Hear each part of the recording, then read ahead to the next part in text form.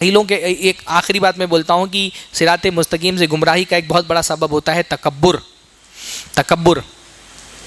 بہت سارے لوگوں کو ہدایت بالکل واضح ہو جاتی ہے، حق بات سمجھ میں آ جاتی ہے، لیکن پھر بھی اپنی غلطی کو تسلیم کر لینے کی جرأت ان کے اندر نہیں ہوتی ہے.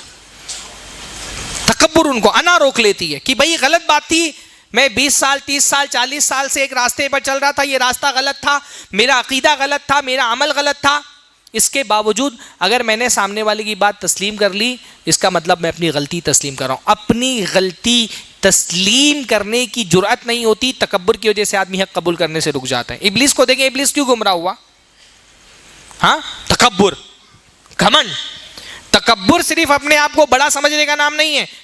تکبر، اللہ کے نبی صلی اللہ علیہ وسلم نے ایک مرتبہ ایک صحابی نے پوچھا نا اللہ کے رسول صلی اللہ علیہ وسلم، ہر آدمی چاہتا ہے کہ اس کا کپڑا، اس کے جوتے اچھے ہوں، تو کیا یہ تکبر ہے؟ رسول اللہ نے فرمایا یہ تکبر نہیں ہے. تکبر کیا ہے؟ رسول اللہ نے فرمایا بطر الحق وغمت الناس، حق کا انکار کر دینا اور لوگوں کو حقیر سمجھنا، یہ تکبر ہے. سب سے بڑا تکبر کیا ہے؟ کہ انسان کے پاس حق واضح ہو جائے پھر بھی اس کو تسلیم نہ کریں، یہ سب سے بڑا تکبر ہے. ابلیس اسی تکبر کی وجہ سے گمراہ ہو گیا. ایسا نہیں کہ اس کو ہدایت سمجھ میں نہیں آئی، جو دلیل اس نے دی تھی اس دلیل کی کوئی اہمیت نہیں تھی، پھر بھی کیوں گمراہ ہوا؟ حق کو قبول نہیں کیا، اس کے جانے تکبر کی وجہ سے حق قبول نہیں کیا. تو یہ بہت ضروری ہے کہ بندہ ہدایت آنے کے بعد یہ نہ سوچے کہ میں اگر ہدایت کو سچ بات میں نے مان لی تو میں چھوٹا ہو جاؤں گا. من تواضع للہ رفعہ اللہ، جو اللہ کے لیے جھکتا ہے اللہ تعالیٰ اس کو بلند کر دیتا ہے. بعض مرتبہ ہم سے کوئی چھوٹا بھی اگر حق بات ہم تک کے پہنچا رہے ہیں، ہم کو تسلیم کرنا چاہیے. سچ بات اگر ہم سے چھوٹا بھی ہم کو بتا دے، ہم کو تسلیم کرنا چاہیے. اللہ کے رسول صلی اللہ علیہ وسلم نے ایک مرتبہ غالباً عصر کی نماز یا عشاء کی نماز، راوی کہتے ہیں مجھے یاد نہیں رہ گیا، لیکن زیادہ امکان ہے کہ عصر کی نماز تھی. اللہ کے رسول نے عصر کی نماز 2 رکعت پڑھا دی. 2 رکعت نماز پڑھا کر کے فارغ ہو کر کے بیٹھ گئے. بہت سارے لوگ مسجد سے باہر نکل گئے، ان کو لگا کہ لگتا ہے نماز قصر کر دی گئی ہے. ایک صحابی جن کو ذوالدین کہا جاتا تھا وہ کھڑے ہوئے اور انہوں نے کہا اللہ کے رسول آپ بھول گئے ہیں یا نماز قصر کر دی گئی ہے، 4 کی جگہ 2 کر دی گئی ہے. رسول اللہ نے کہا نہ میں بھولا ہوں نہ نماز قصر ہوئی ہے، میں نے تو 4 رکعت ہی پڑھائی ہے. تو انہوں نے کہا نہیں اللہ کے رسول اگر ایسی بات ہے تو آپ نے نماز 2 ہی رکعت پڑھائی ہے.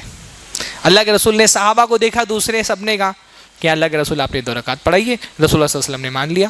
صحابی تھے، اللہ کے نبی سے مرتبے میں بہت کم تھے، لیکن صحیح بات اگر کسی چھوٹے کی طرف سے بھی آئے تو تسلیم کر لینے میں حرج نہیں ہونا چاہیے. بہت سارے لوگ صرف اپنی انا کی وجہ سے کہ اگر میں نے یہ حق بات تسلیم کر لی تو میں لوگوں کی نظر میں چھوٹا ہو جاؤں گا، حق کو قبول نہیں کرتے. تکبر، اللہ تعالیٰ نے قرآن میں فرمایا سأصرف عن آیاتی الذین یتکبرون فی الارض، کہ ان قریب ہم اپنی آیتیں ان لوگوں سے لوٹا دیں گے جو زمین میں تکبر کرتے ہیں، ان کو ہم ہدایت نہیں دیں گے. اچھا، ایک اور بہت بڑی وجہ ہوتی ہے ہدایت سے محرومی کی کہ آدمی کے پاس ہدایت اور گمراہی کا صحیح پیمانہ ہی نہیں ہوتا ہے، غلط پیمانوں پر ہدایت اور گمراہی کو ناپ رہا ہوتا ہے. بہت سارے لوگ گمراہی کے راستے پر چل رہے ہیں، ان کو دلیلیں دی جائیں قرآن سے حدیث سے، وہ کہتے ہیں بھائی اگر یہ بات غلط ہوتی تو کیا اتنے سارے لوگ مان رہے ہوتے؟ حق کا صحیح پیمانہ ہی اس کے پاس نہیں ہے کہ صحیح اور غلط کو تولنے کا طریقہ کیا ہے، حق اور باطل کے درمیان تفریق کیسے کرنی ہے. اس نے قلت اور کثرت کو پیمانہ بنایا ہوا ہے. تو جب اس کا معیار ہی غلط ہے، جانچنے کا طریقہ ہی غلط ہے، تو کبھی بھی وہ حق تک نہیں پہنچ سکتا. اس نے معیار یہ بنایا ہوا ہے جس عمل کو لے کر کے زیادہ لوگ چلے وہی حق پر ہے.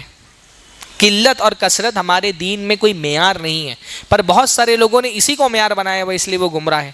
اللہ تعالی ہم سب کو ہر طرح کی گمراہیوں سے محفوظ رکھے.